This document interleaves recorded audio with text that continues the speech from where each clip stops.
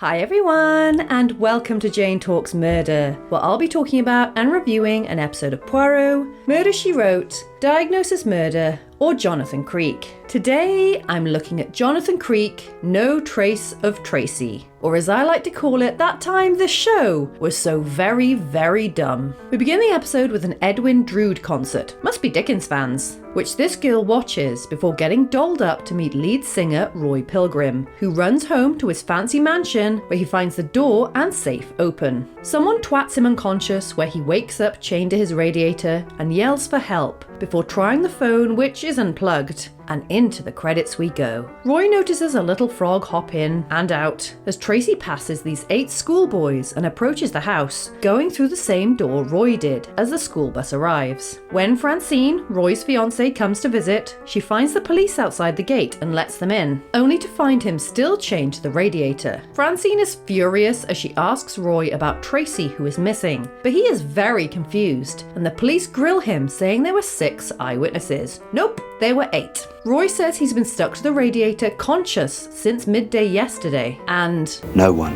has come in through those French windows. Maddie and her friend are on a treasure hunt with Khan, the UK gladiator, who is annoying Jonathan, and as they drive to the next clue, Francine runs them off the road. They stop by a pub to recover, where Sheena winds Jonathan up, and they all witness Francine yelling at Roy before she throws her ring on the ground, as Roy swears he never saw Tracy and doesn't know what happened to her. Maddie and the police investigate, where Roy says he was definitely awake when Tracy was supposed to have come in. He didn't write to her, and the only visitor he did have was a small frog. When she gets outside, Maddie finds a note on her car from Jacob Flowers, saying Roy is innocent, who, Jonathan explains, is the leader of a cult that Roy was once part of. Jonathan and Maddie nose at the house until Roy lets them in, and Jonathan fangirls over his unique speakers and totally nerds out. Maddie questions him about the cult, while Jonathan notices the speakers are the wrong way around, which Roy says wasn't him. The pair go to the farm to visit the cult, where they meet Toby, who takes them to a tree orgy, and Jacob says Roy funded a lot of their ventures until Francine came along. Their next stop is a frickin' ark they're building, and yes, this is one of the weirdest episodes of Jonathan Creek. Sheena is still being annoying, so Jonathan surmises that someone removed, then replaced the speakers, accidentally putting them back the wrong way.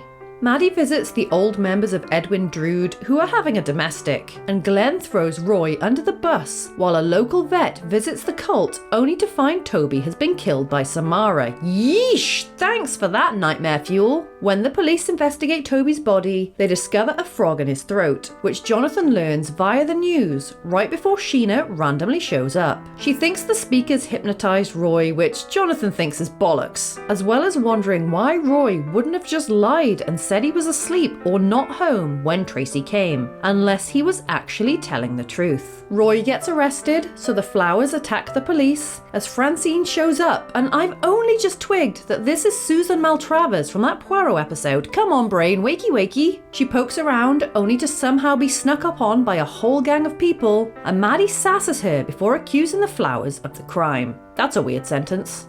I don't think believing in someone's innocence when you're the one that framed him quite counts as loyalty, does it? Maddie says they had to scare Francine off before she stopped Roy from giving any more money to the cult, and Jonathan adds it was a simple but complicated plan. Are you ready for this? Jacob knocked Roy out and chained him to the radiator, where he was visited by a frog. But why? Because the whole room had been built on the farm after the Flowers had documented every inch of it before writing a letter to Tracy getting her to the house, where Jacob bundled her into his van. After he fell asleep, they took Roy back to his own house and put the speakers they had borrowed the wrong way around, and I agree with this expression. Oh, and Toby choked on the frog when he put it in his mouth for a drug fix, just to add to the stupidity.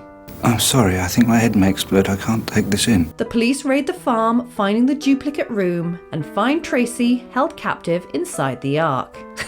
What the hell was that? that? I mean, yes, I watched this as a kid, but man, this is so very dumb to watch back. This and Omega Man have got to be the stupidest episodes of the show. I mean, most, if not all of the episodes have flaws if you dig too deep, but this one has so many plot holes, it's basically a net. If the flowers needed money, then how the hell did they have the funds to completely recreate a room including equipment? How the hell did they manage to clonk around Roy's house, taking pictures without being spotted by anyone? How did they manage to abduct Tracy and Roy and then put Roy back again along with the speakers without someone noticing? Why did everyone keep saying there were 6 witnesses when they were clearly 8? How could Roy have been held in a makeshift room on a busy farm where they're building an ark without hearing any noise whatsoever? No, but seriously, how the hell could they exactly recreate a room? That's not possible, like down to the exact door, blinds and radiator. I mean, I couldn't get another matching pack of flooring for my hallway 2 months after getting it the first time. No,